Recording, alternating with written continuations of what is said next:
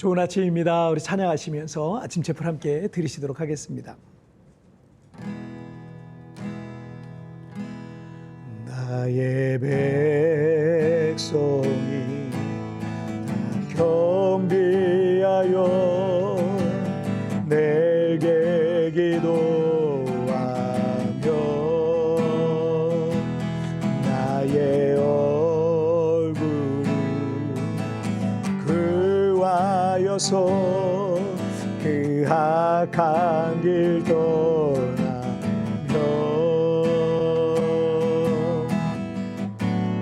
하늘에서 늙고 죄를 사며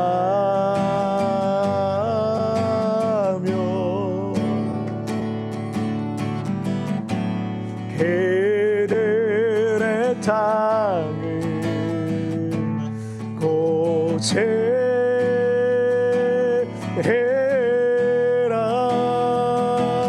아버지여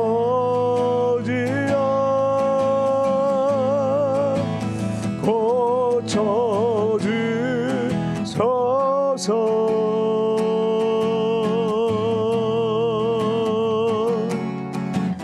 이 나라 주의 것 되게 하소서.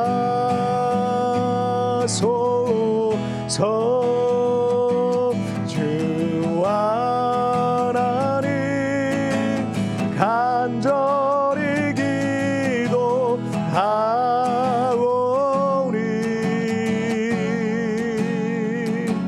상한 일 다 새롭게 하소서.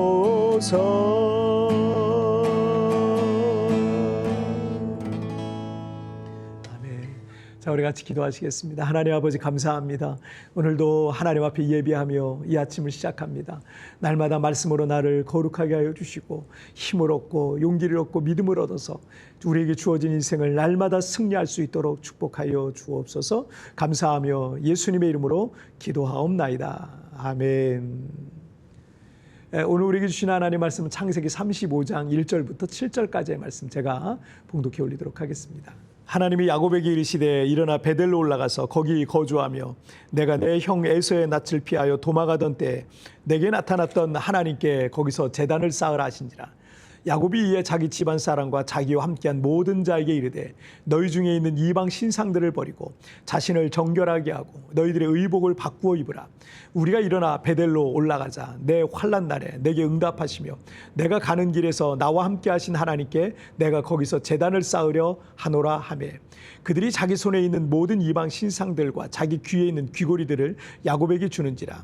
야곱이 그것들을 세겜 근처 상수리 나무 아래에 묻고 그들이 떠났으나 하나님이 그 사면 고울들로 크게 두려워하게 하셨으므로 야곱의 아들들을 추격하는 자가 없었더라.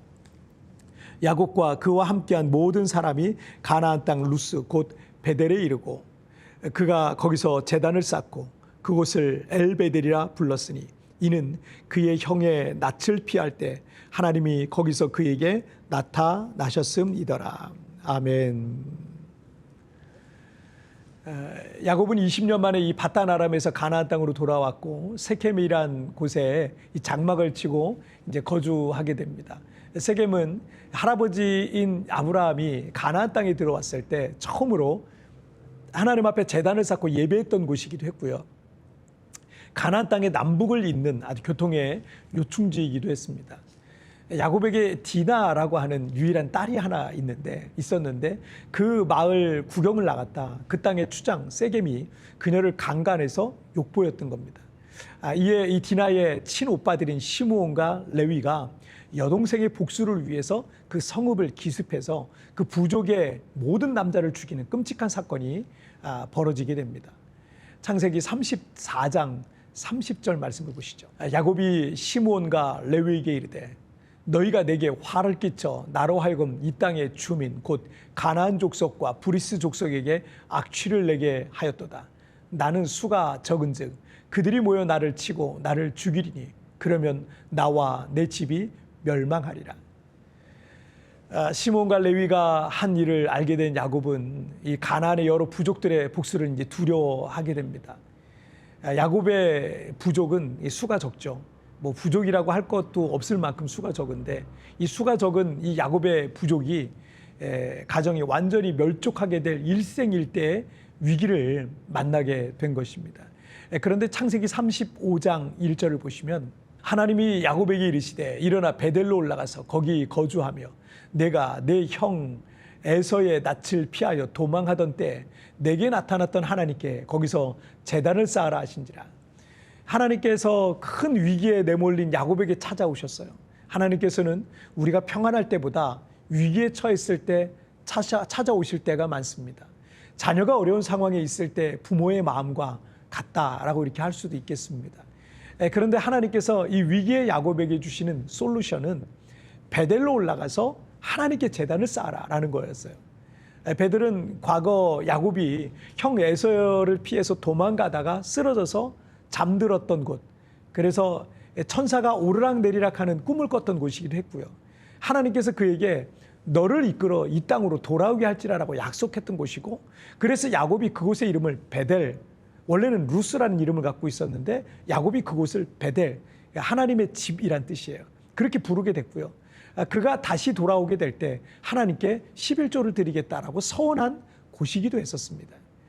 예수님께서 누가복음 15장을 통해서 탕자의 비유, 잃어버린 아들의 비유를 하셨는데, 탕자가 아버지의 집을 떠나서 방탕하고 온갖 고생을 하다가 다시 아버지의 집으로 돌아올 때 그의 신분과 생활 등 모든 것이 회복이 됩니다.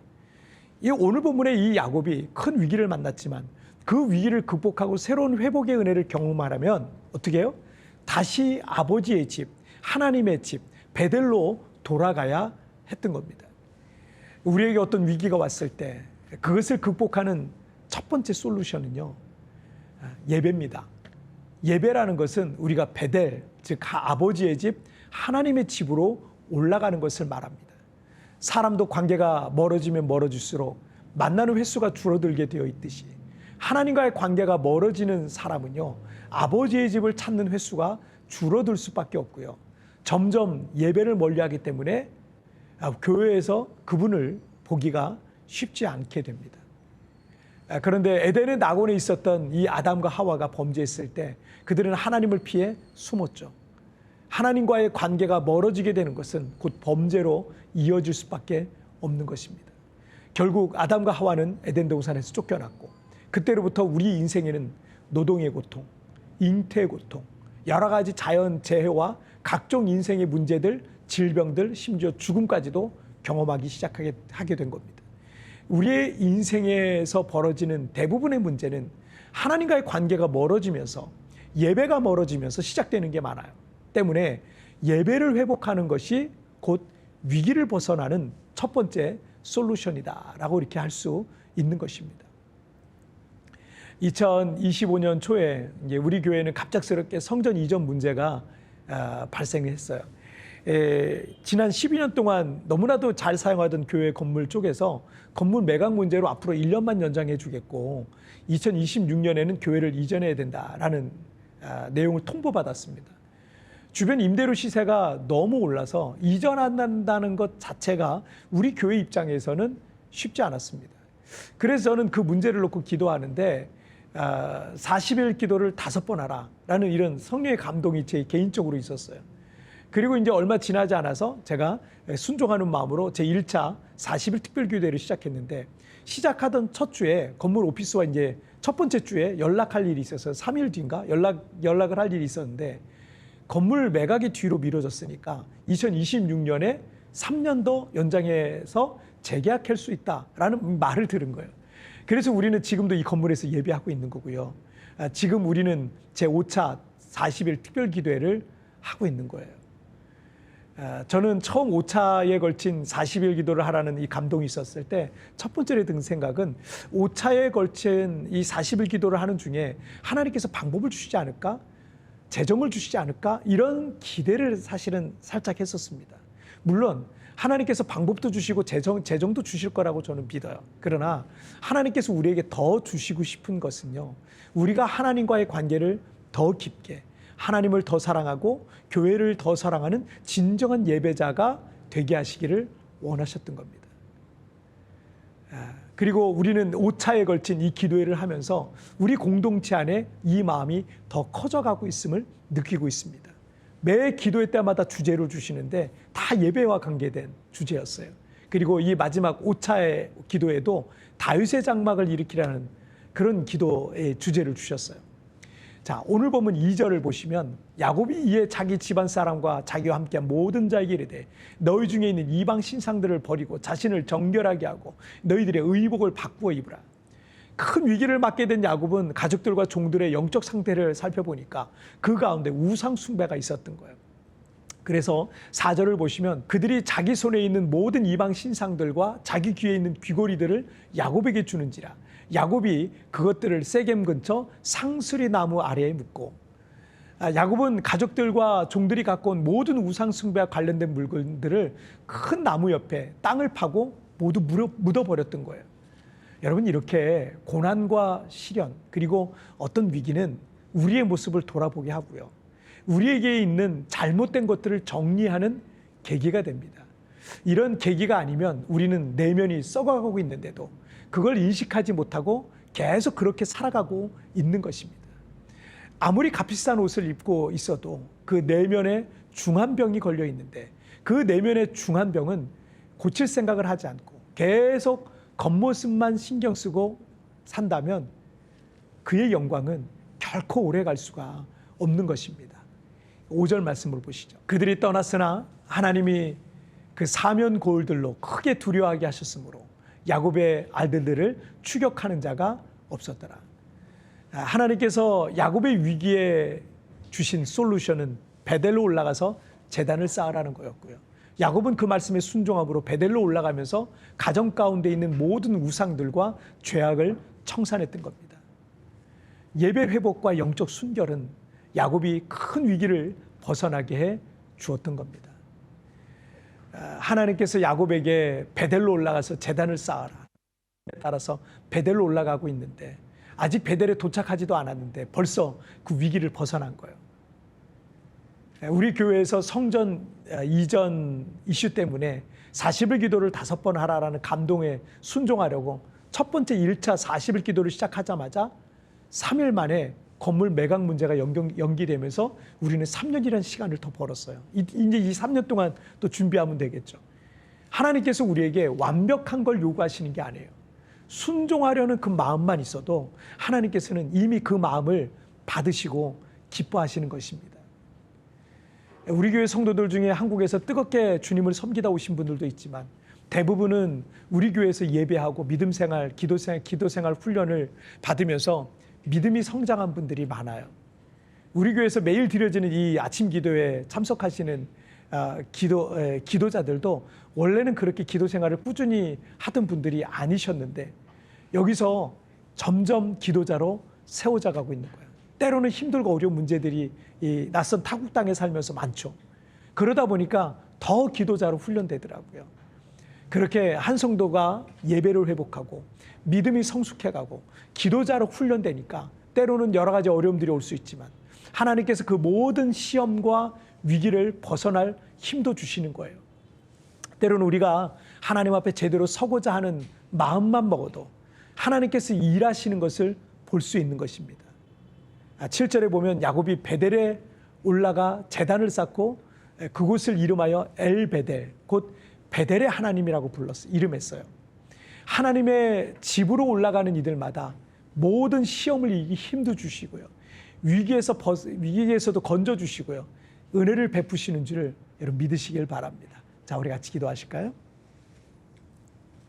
살아계신 하나님 아버지 감사합니다. 오늘도 이렇게 하나님 앞에 예배하며 이 하루를 시작하게 하시니 정말 감사합니다. 날마다 하나님 앞에 믿음으로 살길 원합니다. 때때로 우리의 삶 가운데 여러 가지 어려운 일들, 어려운 상황들이 오지만 그 위기를 벗어나는 가장 중요한 솔루션이 예배를 회복하는 건데 내 안에 예배가 회복되게 하여 주옵소서.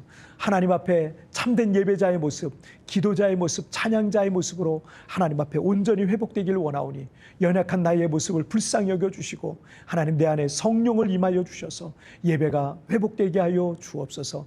베델로 올라가게 하여 주옵소서. 감사하며 예수님의 이름으로 기도하옵나이다. 아멘.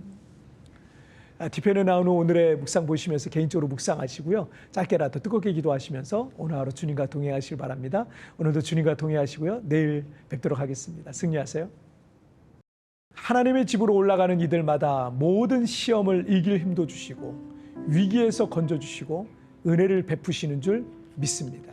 내가 예배 회복을 위해 해야 할 일이 무엇인지 묵상해 봅시다.